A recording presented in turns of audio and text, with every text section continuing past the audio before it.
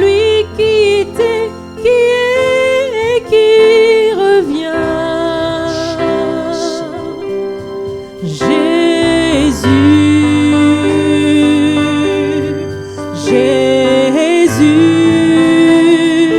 Jésus, en toi je crois, ma vie entre tes mains. Jésus, tu es le Dieu de miracles. You are Yahweh, you are Yahweh, you are Yahweh, you are Yahweh, you are Yahweh, Alpha and Omega. You are Yahweh, Alpha and Omega. Tu es Yahweh, Tu es Yahweh, tu es Yahweh, tu es Yahweh, tu es Yahweh, tu es Yahweh. tu es Yahweh, Alpha Omega, Alpha Omega, Alpha Omega, Alpha Omega, Alpha Omega. tu es Yahweh, Alpha. Omega. Tu es mon Dieu. Tu es mon Dieu, tu es mon Dieu, Tu es mon Dieu. tu es mon Dieu, tu es mon Dieu, Tu es mon Dieu. tu es mon Dieu, Alpha Omega, Alpha Omega, Alpha Omega, Alpha Omega, le commencement et la fin. tu es mon Dieu, Alpha, Alpha et Omega. tu es Yahweh.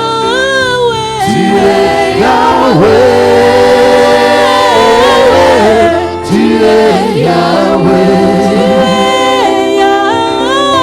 tu es Yahweh,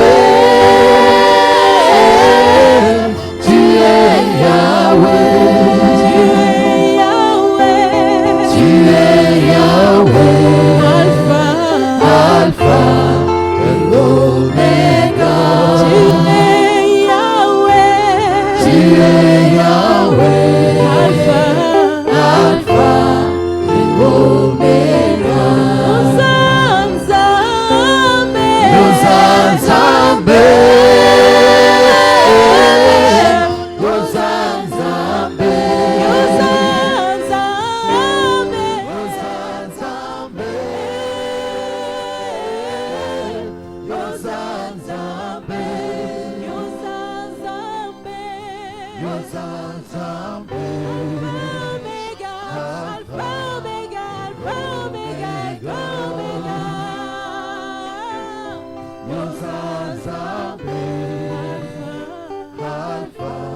et Omega. Nous allons applaudir très fort pour la présence de Dieu et commence à prononcer des paroles de bénédiction. Alléluia. Prononce quelques paroles en acclamant. Alléluia. Oh Dieu, Dieu Seigneur. Alléluia. Alléluia. Guéra Masandara Baba. Sois béni à jamais. Au nom de Jésus, nous t'avons ainsi prié. Amen. Il est réellement Dieu. Il est réellement Dieu. Amen. Nous allons lire le premier passage. Après, je vais vous inviter à vous asseoir. Nous sommes dans Marc chapitre 10, le verset 43 à 45.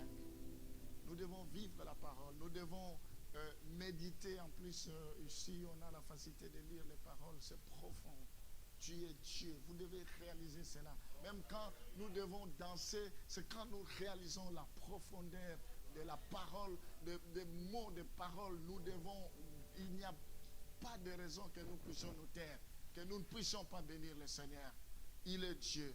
Nous sommes dans Marc chapitre 10, le verset 14, plutôt le verset 45 à 43 à 45.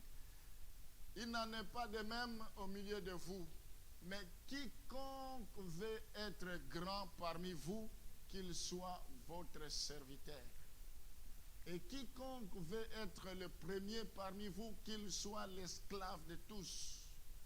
Car le Fils de l'homme est venu non pour être servi, mais pour servir et donner sa vie comme la rançon de plusieurs. Amen. On peut applaudir pour la parole. Vous allez prendre place. Que Dieu vous bénisse. Merci beaucoup, le chantre. Vous nous avez vraiment emballé, amené devant la présence de Dieu. Le terrain est déjà bien préparé. Que Dieu vous bénisse. Amen. Alors, je vais essayer d'être speed parce qu'il faut absolument qu'on termine. Je vais commencer la série d'enseignements. Je ne sais pas quand est-ce que ça va se terminer. Aujourd'hui, c'est la première partie. C'est la première partie. Le thème de ce matin est intitulé « Les services de Dieu ». Nous voulons parler des services de Dieu.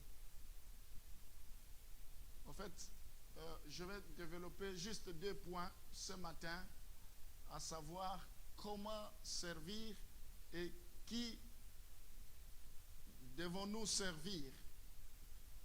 Est-ce que consciemment tu penses que tu es en train de servir Dieu ou bien tu n'es pas en train de le servir? Il faut que chacun d'entre nous s'assure que chacun d'entre nous sache s'il sert Dieu ou pas. Tout le monde aime être servi. Tout le monde veut qu'on puisse le servir. Mais peu sont ceux qui veulent servir. Tout le monde veut avoir tous les honneurs qu'il faut. Tout le monde veut qu'on les applaudisse. Tout le monde veut qu'ils soient, disons, à la scène, qu'ils soient vus. Mais peu sont ceux qui veulent servir Dieu. Mais ce matin, Dieu aimerait nous montrer comment nous devons le servir. Quel sens nous donnons à l'œuvre de Dieu, à son service. Être un serviteur ou une servante implique de faire le travail que quelqu'un d'autre pourrait faire. On est des serviteurs, on sait qu'il y a d'autres personnes qui peuvent le faire, mais cela a plu au Seigneur que nous le fassions. Tu dois savoir, quel que soit le travail que tu fais, il y a d'autres personnes qui pouvaient le faire.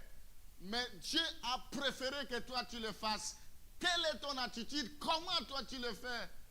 Comment toi tu te donnes à ce travail? La Bible dit, Dieu est capable de susciter même des pierres, devenir des hommes pour les servir. Dieu n'est pas à court de personnes. Il peut susciter qui il veut. Tu dois savoir que ce travail que tu fais, Dieu peut susciter d'autres personnes. Mais s'il a jugé bon de te le donner, comment toi tu te positionnes par rapport à cela? Être serviteur ou servante implique de donner son temps. On ne peut pas dire que je sers Dieu et on ne veut pas donner de son temps.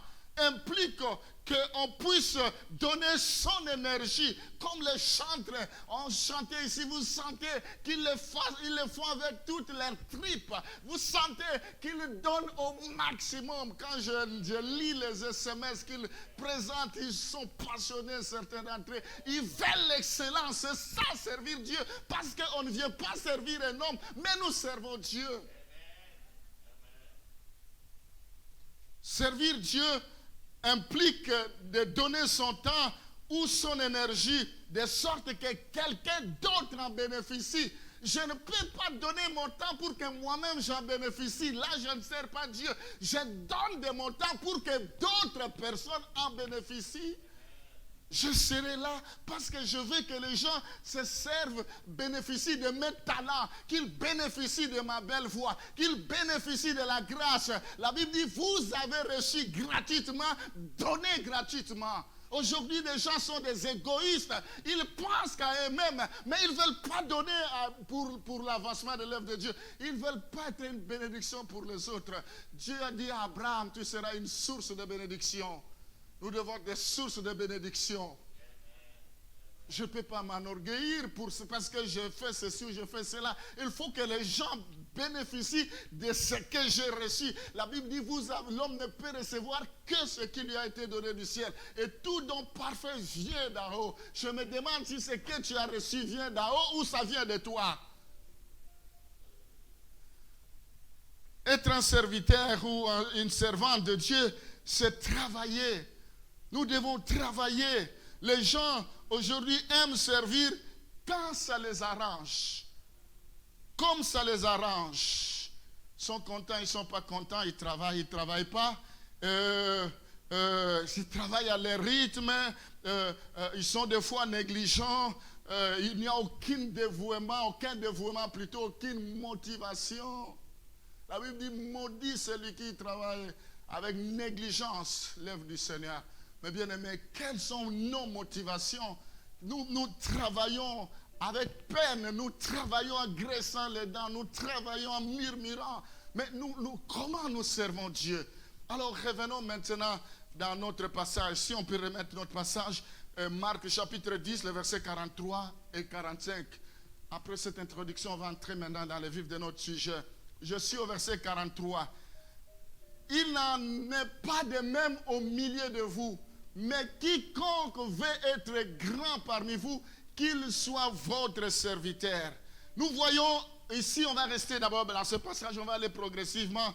Au verset 43, Jésus nous montre comment nous devons servir. Celui qui veut être grand doit être serviteur. Ici, on nous montre qu'est-ce que nous devons faire si nous voulons être grands. Nous n'avons pas besoin de nous faire voir. Nous n'avons pas besoin d'être applaudis. Les gens peuvent nous applaudir, mais Dieu nous rejette. Nous n'avons pas besoin d'être des stars pour qu'on parle de nous jour et nuit.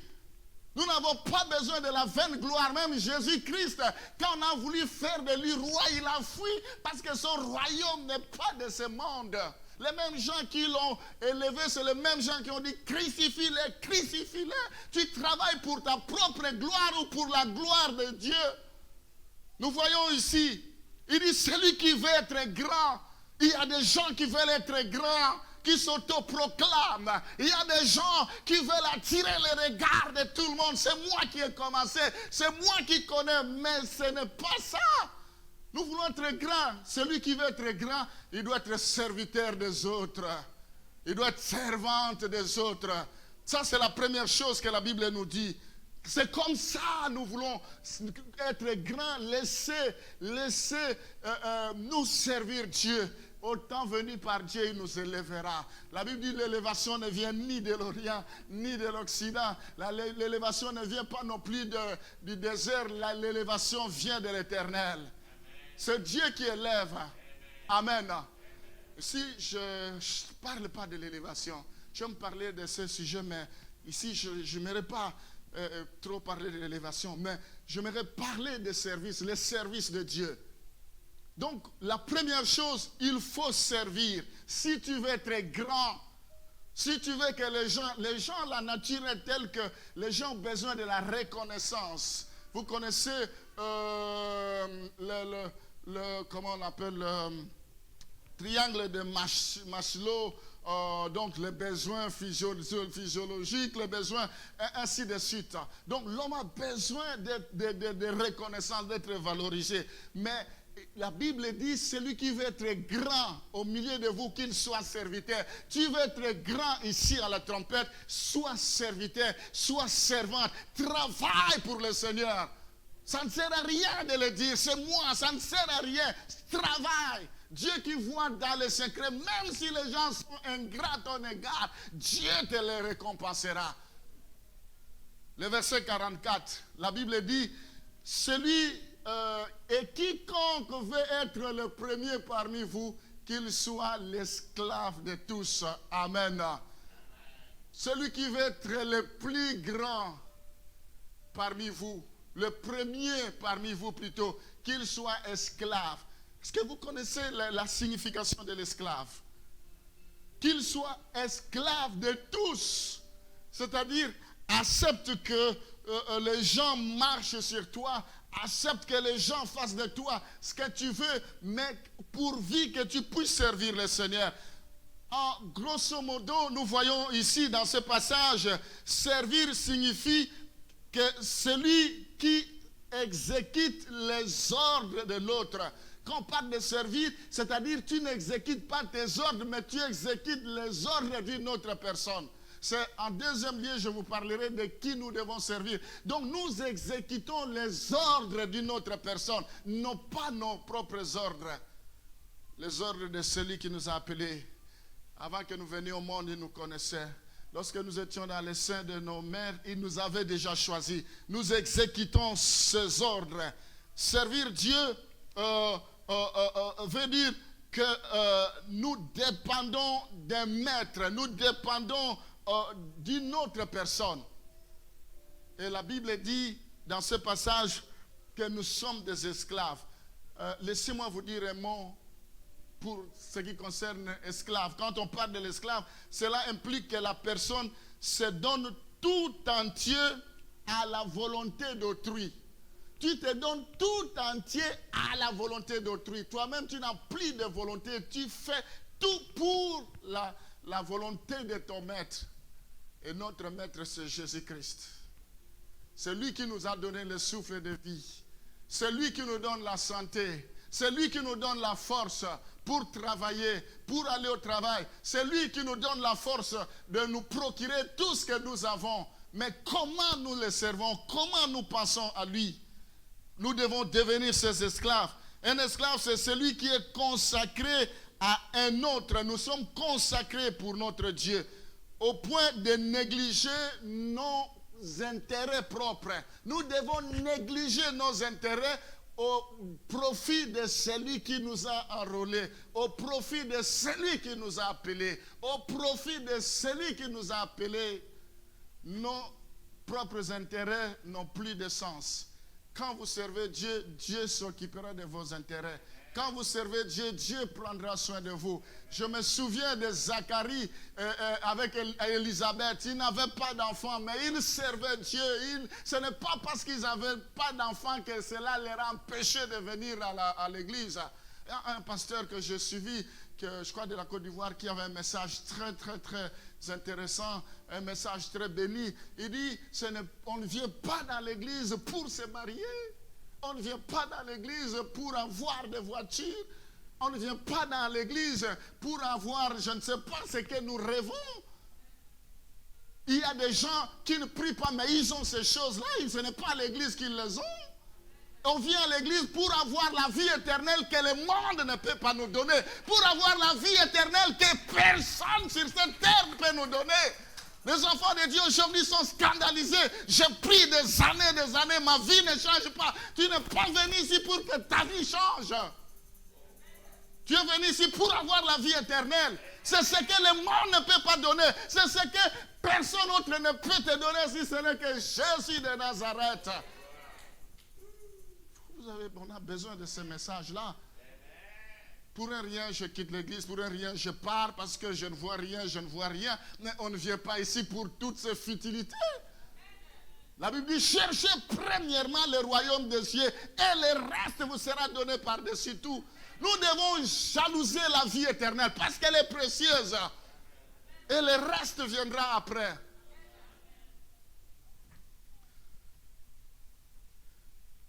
Le verset 45. Revenons au verset 45.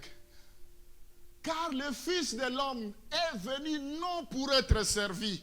Nous voyons ici que Jésus-Christ, il n'est pas venu pour être servi, mais il est venu pour servir et donner sa vie comme la rançon de plusieurs. Voilà le modèle de la personne que nous devons suivre et comment nous devons servir Dieu. Avec un désintéressement. Ce qui le préoccupe, il dit, ma nourriture, c'est de faire la volonté de mon Père. Tant que la volonté de son Père n'était pas encore faite, il ne pouvait rien. Il a même accepté la mort de la croix. Il est allé même à la mort suprême. Il n'est pas venu pour être servi. Il n'est pas venu pour que les gens courent derrière lui. Les gens aiment donner des ordres, des injonctions. Les gens s'agenouillent derrière, devant eux. Les gens, ils courent. Alors là, les gens, ils ont une grosse tête. Ils disent, ça y est, j'ai atteint mon objectif. Non, ce n'est pas ça ce que Jésus nous demande. Nous devons servir. Nous ne devons pas attendre qu'on puisse nous servir. Nous devons être des modèles, servir. Même la Bible dit, paître les troupeaux. Quand on parle des anciens, on doit paître les troupeaux. On ne doit pas les assujettir, mais on doit être des modèles de troupeaux en conduite, en piété, en foi. Vous voulez dominer? Pas ici. Si on ne domine pas ici, on sert Dieu. On devient serviteur ici. On n'a pas besoin de se faire voir ici. En commençant par moi-même, ça ne m'intéresse pas. Paul dit, je traite durement mon corps de peur qu'après avoir prêché aux autres, que je sois rejeté. Je ne suis pas là pour me faire voir, pour être grand, ça ne m'intéresse pas. Nous sommes là pour servir Dieu. C'est ça qui doit nous motiver. Oh non, je ne vais pas. Oh non, des querelles, de ceci, de cela, on n'en a pas besoin. C'est une distraction, on doit avancer. Je vais toujours avancer et non reculer. Amen. Allons dans Philippiens chapitre 2, parce que Paul nous parle, nous décrit l'exemple du service de Jésus-Christ à l'église de Philippe. Philippiens chapitre 2, le verset 6 à 8. Lequel existant en forme de Dieu n'a point regardé comme une proie arrachée d'être égal avec Dieu. Au verset 7, nous voyons la forme que Jésus a pris est celui d'être serviteur. Mais s'est dépouillé lui-même en prenant une forme de serviteur. Lui qui était Dieu, qui était maître, qui pouvait claquer et les gens exécutent. Il pouvait dire à l'un, viens, il vient, à l'autre, va, il va, il dit à l'autre, fais ceci, il le fait. Mais il ne l'a pas fait. Lui qui était Dieu ne l'a pas voulu. Mais il est devenu serviteur. Nous ne voulons pas devenir des serviteurs, mais nous voulons des honneurs. Nous voulons qu'on puisse nous jeter des fleurs, qu'on dise que nous avons fait ceci, nous avons fait cela. Dieu a besoin de serviteurs. Un sage me disait, mais pasteur, il y a des gens qui se disent serviteurs à côté de toi, mais je me demande, ils sont serviteurs de quoi? Ils sont serviteurs de quoi? Serviteurs de quoi? On ne les voit pas. Ils sont serviteurs de quoi?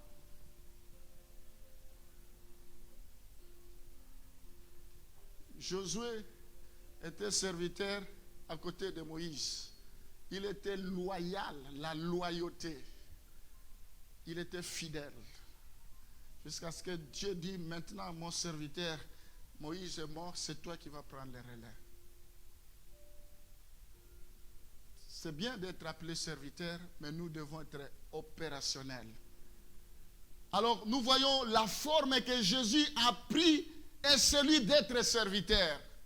Le verset 7 toujours, mais s'est dépouillé lui-même en prenant une forme de serviteur, en devenant semblable aux hommes et ayant paru comme un simple homme. Ça pouvait être comme des insultes. Lui qui était Dieu, il a laissé toute la gloire, il va apparaître comme un simple homme. Ici, nous voyons qu'il y a des choses qu'il a fait pour devenir serviteur.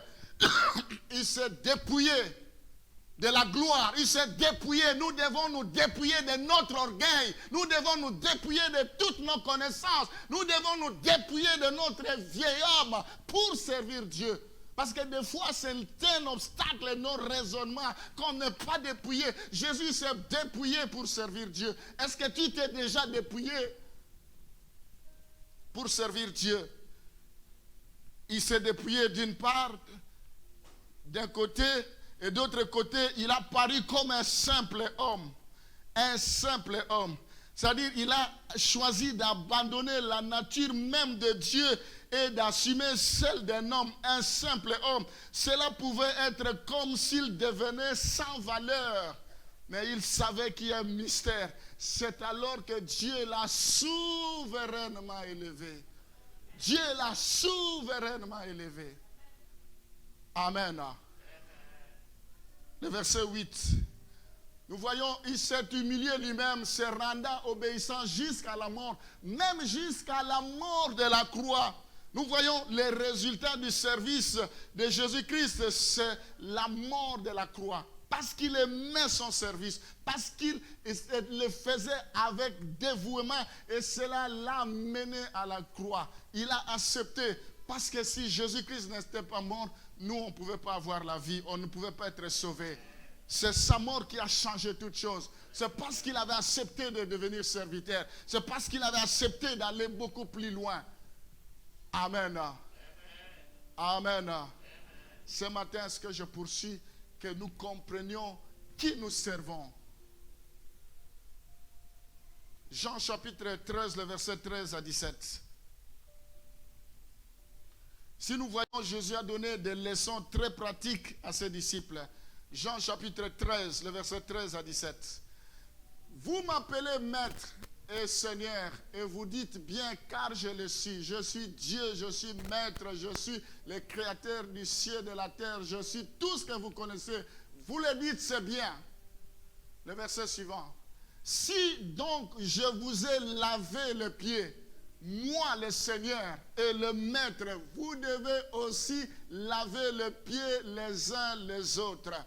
Ici, il veut tout simplement nous montrer que nous devons nous servir les uns les autres. Vous ne pouvez pas servir Dieu si vous ne servez pas votre prochain, parce que Dieu, vous ne le verrez pas. Quand vous servez Dieu ici à la trompette, quand vous servez à la trompette, c'est Dieu que vous servez. Vous attendez que Dieu vous apparaisse pour dire, c'est moi maintenant. Comme ça, vous allez trembler, comme ça, vous allez être fidèle à votre poste.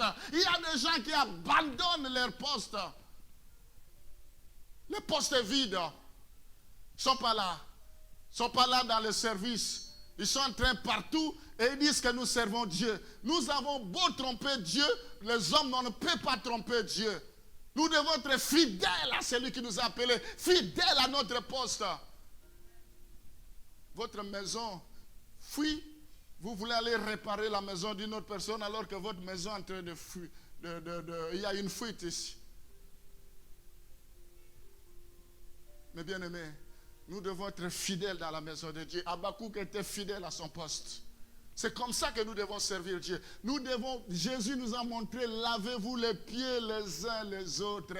Aimez-vous les uns les autres. Il dit, si donc je vous ai lavé le pied, moi le Seigneur et le Maître, vous devez aussi vous laver les pieds les uns aux autres. Ici, il voulait nous montrer, Jésus commande à ses disciples de le faire ainsi. Ses disciples, c'est nous qui sommes ses disciples. Le verset 15. Car je vous ai donné un exemple afin que vous fassiez comme je vous ai fait. Ce n'est qu'un exemple qu'il nous montre pour que nous aussi, par la suite, nous commençons à le faire. Commençons à le faire.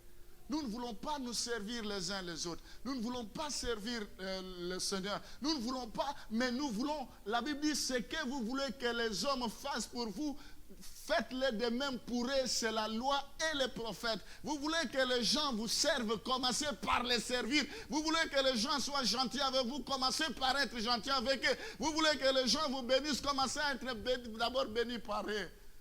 Ça encore, c'était un problème. On avait une discussion avec certains pasteurs. On dit, mais la bénédiction aujourd'hui, c'est devenu trop facile. Que Dieu te bénisse. Deux personnes, deux enfants de Dieu, dans la bouche du métro, ils étaient en train de critiquer quelqu'un. Le métro arrive. Que Dieu te bénisse. Il entre dans le métro. Vous pensez qu'avec toutes ces critiques, Dieu peut bénir? Avec votre cœur incrédule, avec votre cœur méchant, parce que tu as dit que Dieu te bénisse, Dieu va te bénir. Aujourd'hui, on commence à monnayer la bénédiction, même si on n'a pas le cœur pour que Dieu te bénisse. C'est devenu un slogan. En Israël, on ne pouvait pas prononcer le nom de Dieu n'importe comment. Que Dieu te bénisse. Vous avez critiqué quelqu'un, vous l'avez calomnié, vous avez raconté parce que vous voulez vous séparer. Ma sœur, que Dieu te bénisse avec tout ce que vous avez fait.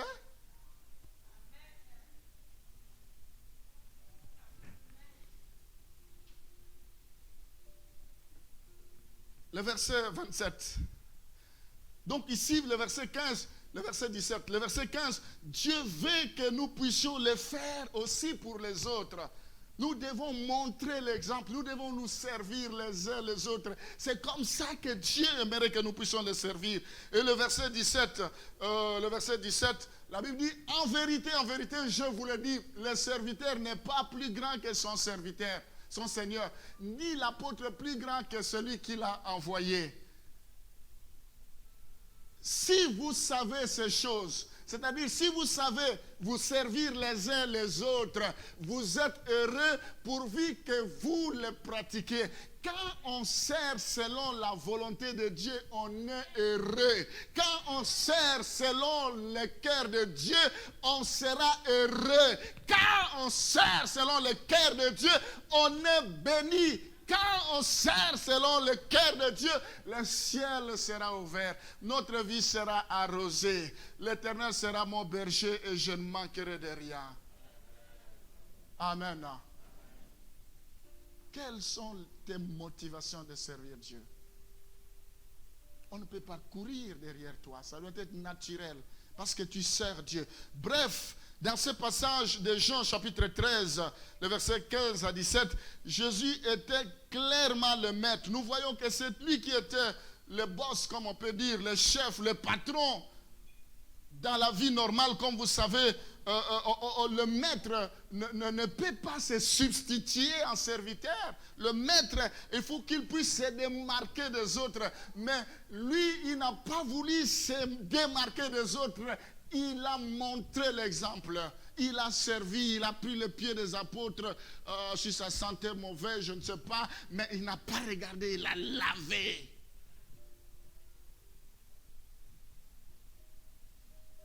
Les chrétiens que nous sommes aujourd'hui, intouchables.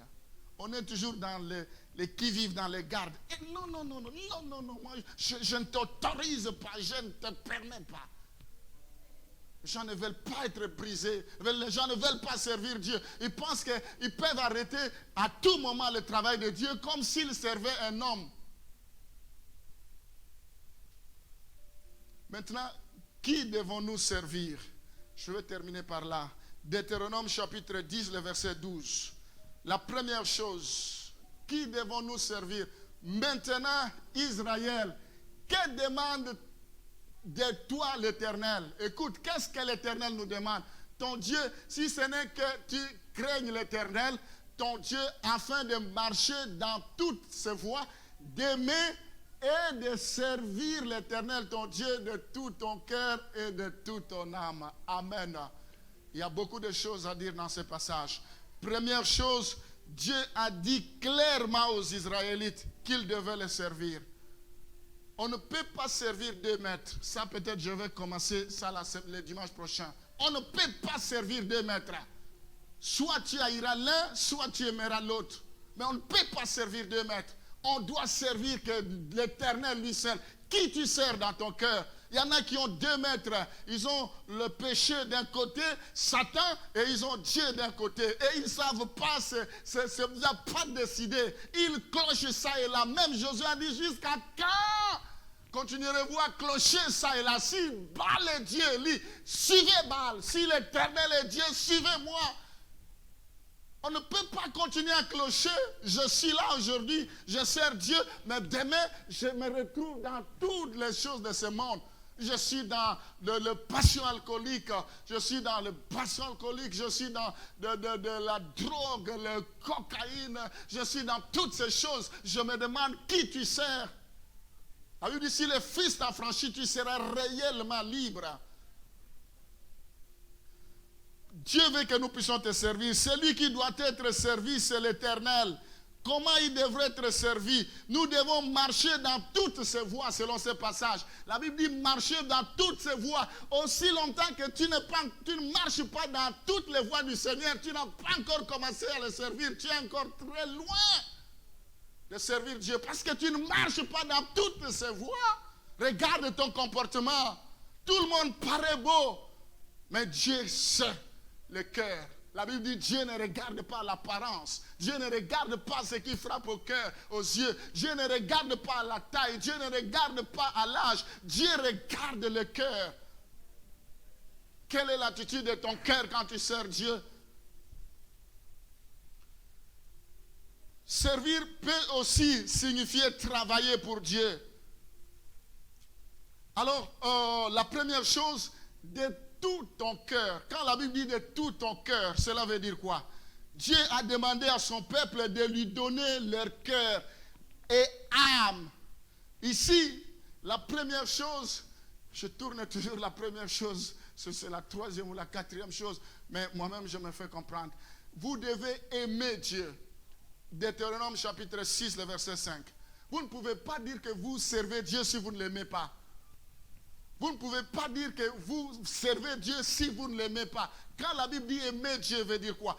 Tu aimeras l'Éternel ton Dieu de tout ton cœur, de toute ton âme, de toute ta force.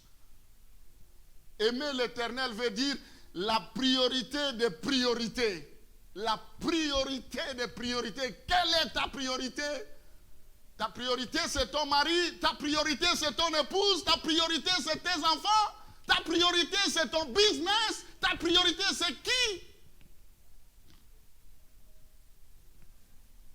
Quelle est ta priorité? C'est comme ça qu'on met la balance entre le travail de Dieu et tes affaires. C'est tes affaires qui remportent. Parce que ta priorité est ailleurs. Ce n'est pas ça aimer Dieu. Je ne dis pas qu'on ne peut pas faire de business. Je ne peux pas dire qu'on ne peut pas aimer nos époux, nos épouses, nos enfants.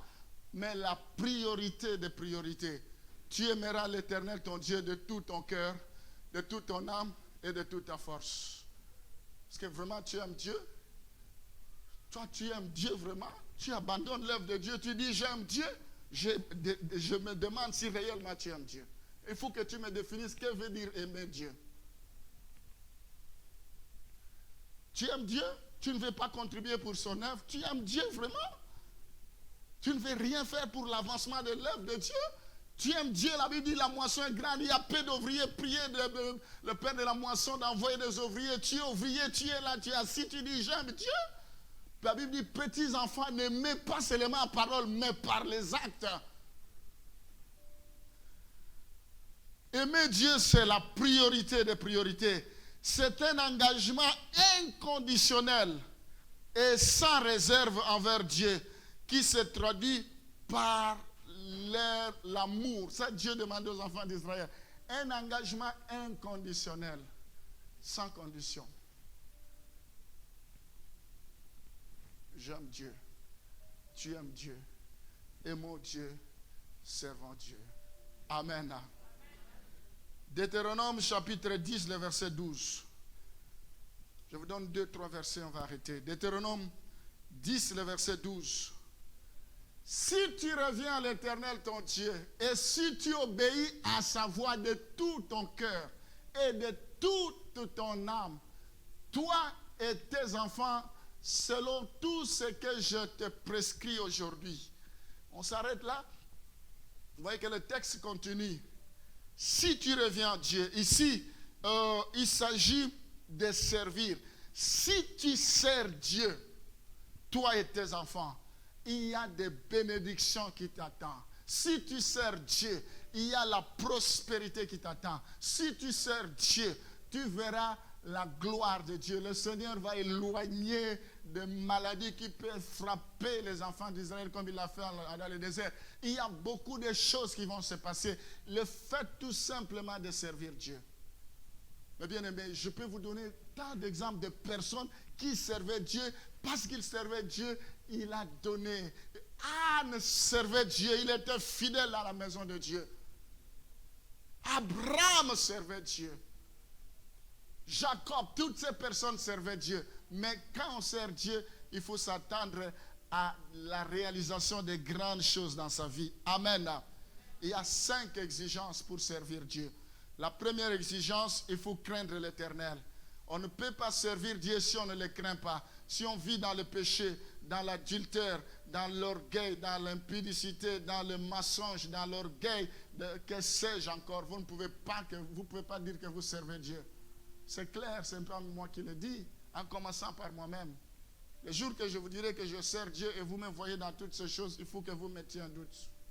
On reconnaîtra l'arbre par les fruits. Vous ne pouvez pas dire que vous servez Dieu et vous ne le craignez pas. Est-ce que tu crains vraiment Dieu? Craindre Dieu, ça veut dire respecter. Craindre Dieu, ça veut dire le respecter et se soumettre à lui. Tu dois se soumettre à lui. Tu dois le respecter. Ta vie dépend de lui.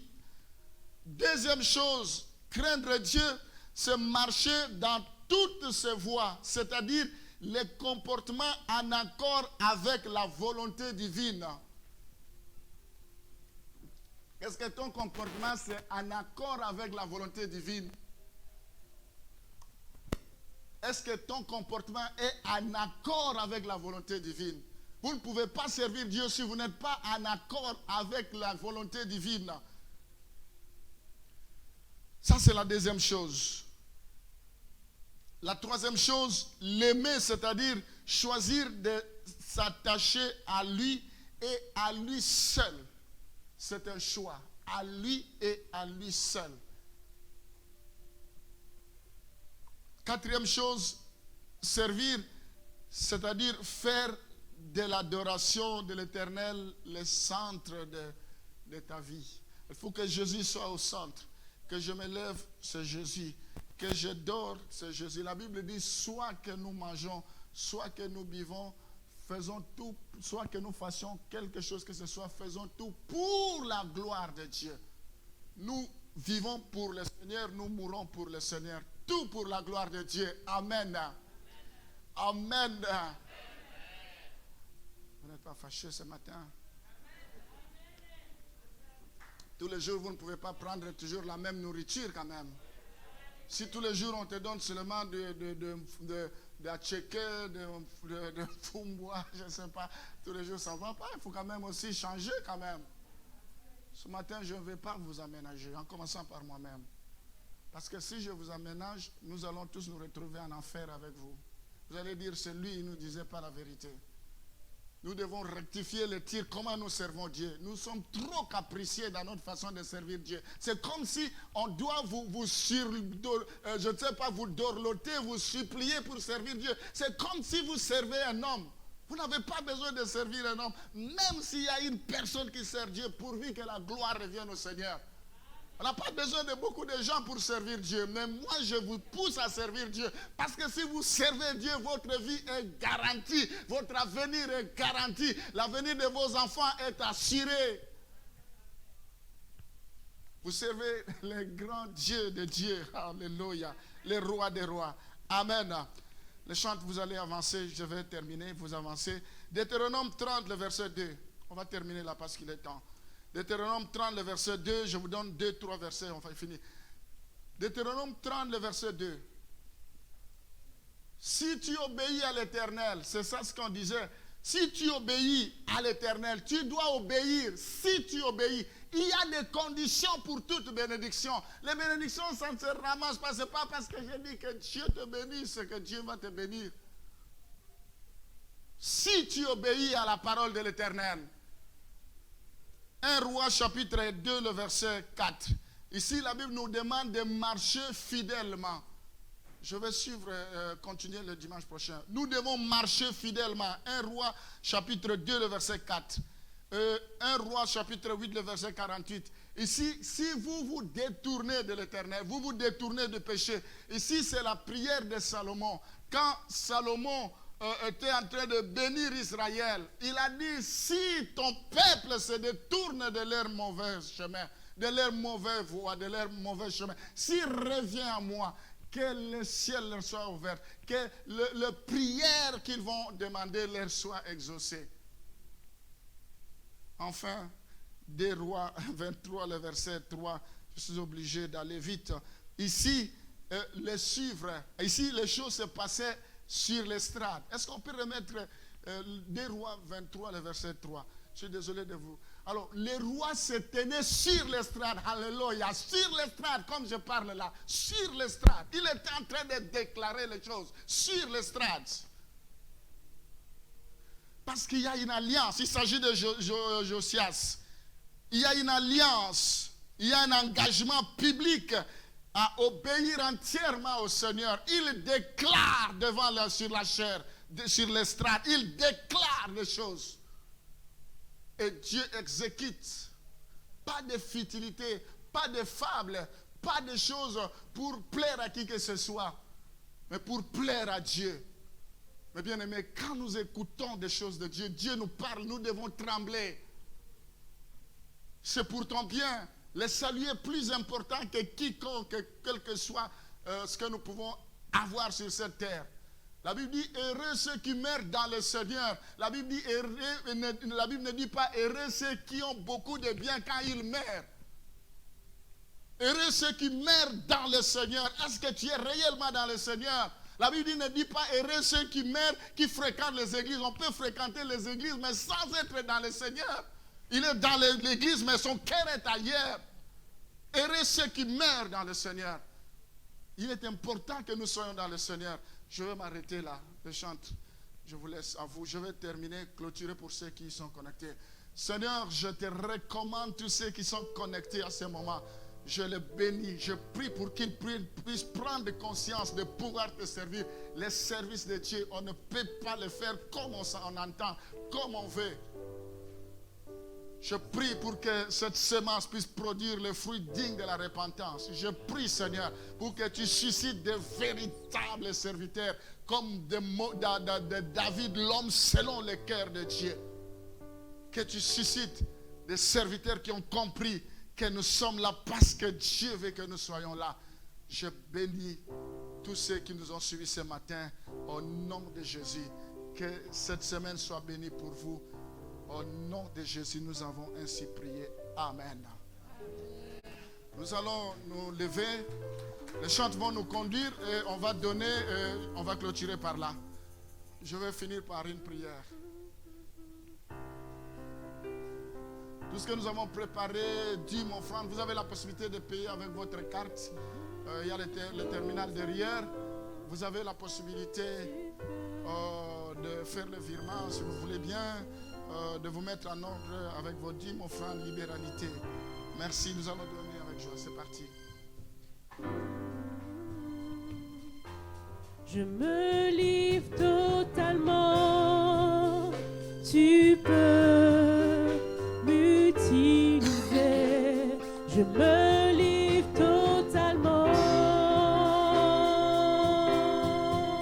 Éternel, je me totalement, tu peux m'utiliser. Je me livre totalement.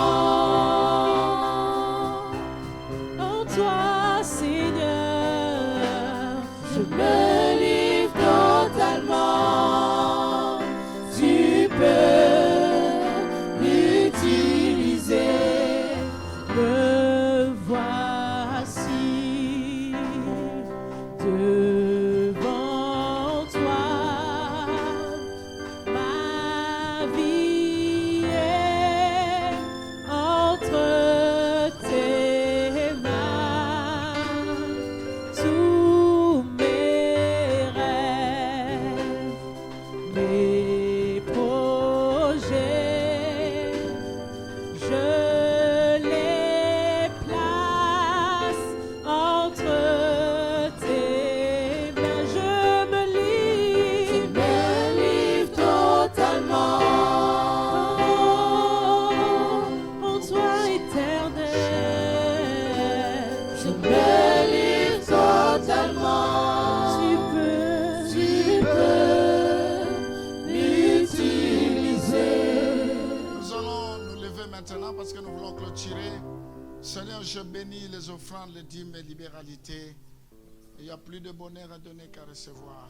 récompense tous ceux qui sont fidèles, qui payent leurs dîmes, tous ceux qui donnent leur engagement en tant que des membres, tous ceux qui font avancer ton œuvre. Souviens-toi d'eux.